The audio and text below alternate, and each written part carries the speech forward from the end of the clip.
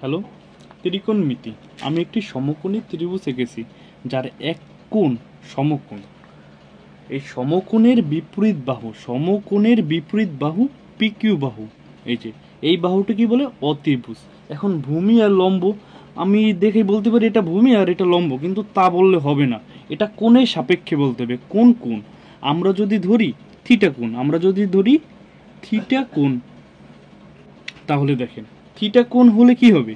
এই কোণের সাপেক্ষে যেই বাহুটা আছে, এই সন্নিহিত এই বাহুটা হলো ভূমি। এই সন্নিহিত এই বাহুটা কি? ভূমি। আর এই কোণের বিপরীত বাহু হলো লম্ব। তাহলে এই কোণের বিপরীত বাহু কোনটি? পিয়ার বাহু। পিয়ার বাহুটি কি? লম্ব। তাহলে পিয়ার বাহুটিকে বলা যায় লম্ব, এবং পিকিউ বাহুটিকে বলা যায় কি? পিকিউ বাহুটিকে বলা যায় অতিভুজ, এবং কিউ আর বাহুটিকে বলা যায় ভূমি। একইভাবে দেখেন, আমরা যদি ধরি কোণ এইটা, তাহলে এই কোণের সাপেক্ষে ভূমি কোনটা? এই কোণের সাপেক্ষে ভূমি হলো পিয়ার। ভূমি হলো পিয়ার বাহু, মানে এই কোণের সাপেক্ষে সন্নিহিত বাহুই তো ভূমি। তাহলে পিয়ার বাহু ভূমি, এবং এই কোণের বিপরীত বাহু কোনটা? এই কোণের বিপরীত বাহু হলো কিউআর। তাহলে কিউআর বাহু হলো কি? কিউআর বাহু হলো লম্ব। ঠিক আছে, এই টপিকটা নিয়ে আমার অনেক সমস্যা ছিল 9-10-এ থাকতে। এখন দেখেন, আমরা সাইন, কস, সেক, কোসেক, টেন, কট এগুলো জানবো। Sine theta. সাগরে লবণ আছে। সাগরে কি আছে? লবণ আছে। আমি এইভাবে মনে রাখতাম। আমি মনে রাখতাম কি, আমার এক স্যারে আমাকে বলছিল এইভাবে, তখন মনে রেখেছিলাম। দেখেন, লবণ, এখানে লবণ মানে লম্ব, পিয়ার লম্ব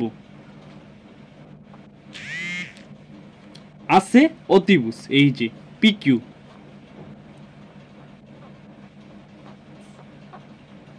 এখন দেখেন, সাইনের বিপরীত হলো কোসেক থিটা।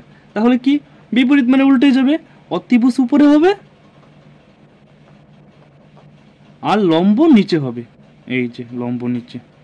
ঠিক আছে, এখন কস থিটা মনে রেখেছিলাম। কবরে ভূত আছে। কি আছে? কবরে ভূত আছে। তাহলে ভূত মানে ভূমি আর আছে অতিভুজ।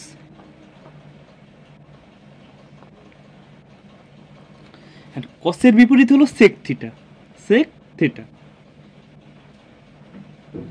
তাহলে দেখেন, সেক থিটা কি? উল্টা, অতিভুজ উপরে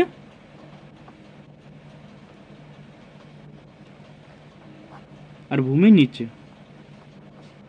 একইভাবে আমরা এখন টেনসে লেস ভাসে। লেসে লম্ব আর ভাসেতে কি? ভূমি। টেনের বিপরীত কি? কট, উল্টা, ভূমি ভাগ লম্ব।